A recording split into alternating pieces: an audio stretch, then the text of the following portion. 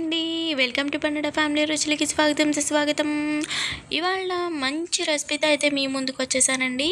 అదేంటంటే కాకరకాయ విత్ శనగపిండి స్టఫింగ్తో అయితే మీ ముందుకు వచ్చేసాను. సో కాకరకాయతో అయితే తీసుకోవాలి. తీసుకున్న తర్వాత వాటికి ఉన్న ముచ్చుకలు అలాగే మిడిల్ పార్ట్లోకి అయితే కట్ చేసుకుని ఒక ప్లేట్లోకి అయితే సర్దుకున్నాను. ఇవన్నీ కూడా ఏం చేయాలనేది చూడండి. ఒక బాండీ తీసుకొని అందులోకి ఒక 3-4 టేబుల్ స్పూన్ల ఆయిల్ని అయితే వేసుకోవాలి. వేసుకున్న తర్వాత మనం ముందుగా కోసి పెట్టుకున్న కాకరకాయల్ని ఇందులోకి 1 బై 1 వేసుకుంటూ వేగించుకోవాలి. ఇది మనకి ఇలా రావాలండి, కలర్ అనేది బాగా వేగించుకోవాలి. ఎలా లేదన్నా మనకి గంట సమయం పడుతుంది. ఇది దగ్గరుండే వేగించుకోవాల్సిన అవసరం లేదండి.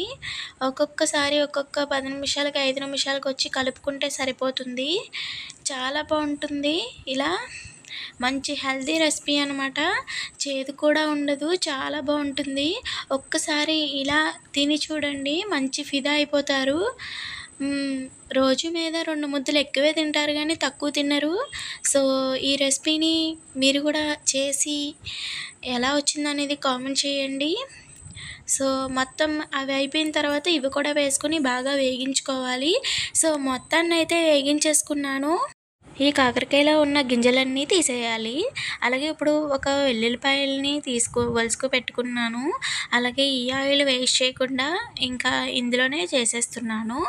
అలాగే వెల్లుల్లిపాయలు వేగిన తర్వాత ఒక కప్పు శనగపిండి తీసుకున్నానండి. ఒక కప్పు అయితే సరిపోతుంది. సో ఇదైతే బాగా పచ్చివాసన పోయేదాకా కూడా వేగాలన్నమాట. సో కలర్ చూసారు కదా, శనగపిండికి ఈ శనగపిండికి ఎంత తేడా వచ్చిందో. వేగిన తర్వాత మనకి ఈ కలర్ అయితే వస్తుంది. ఇందులోకి సాల్ట్ అలాగే కారానికి తగ్గట్టుగా కారాన్ని యాడ్ చేసుకొని బాగా మిక్స్ చేయాలి. ఇలా బాగా లో ఫ్లేమ్లో పెట్టుకొని వేగించుకోవాలండి, లేకపోతే మాడిపోయే ఛాన్సెస్ ఉంటాయి. ఇది బాగా వేగించుకుంటే మనకి కొద్దిగా నోట్లో వేసుకుని చూస్తే మనకి క్రిప్సీనెస్ అనేది తెలియాలి. అలా ఉంటే సరిపోతుందనమాట. ఇంకా దింపేసుకోవడమే. ఇప్పుడు కాకరకాయల్ని ఇలా మజ్జిగా అయితే కోసుకోవాలి. అంటే కింద దాకా కోసేయకూడదు.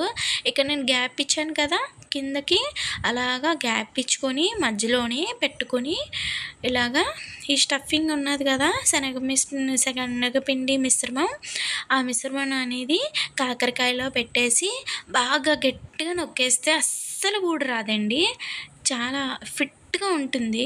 మీకు చూపించినప్పుడైతే నేను నొక్కలేదు, తర్వాత అయితే గట్టిగా నొక్కుకున్నాను. సో నెక్స్ట్ దానికి కూడా అలాగే లోపలికి స్టఫింగ్ అయితే పెట్టేసుకొని బాగా గట్టిగా నొక్కేసుకుంటే ఊడవండి. చూసారు కదా, నాకు ఎక్కడైనా ఊడినయా? అస్సలు ఊడవు. చాలా బాగుంటుంది రెసిపీ. కంపల్సరీగా ట్రై చేయండి. అలాగే ఎలాగొచ్చిందనేది కామెంట్ చేయండి. చాలా బాగుంటుందండి.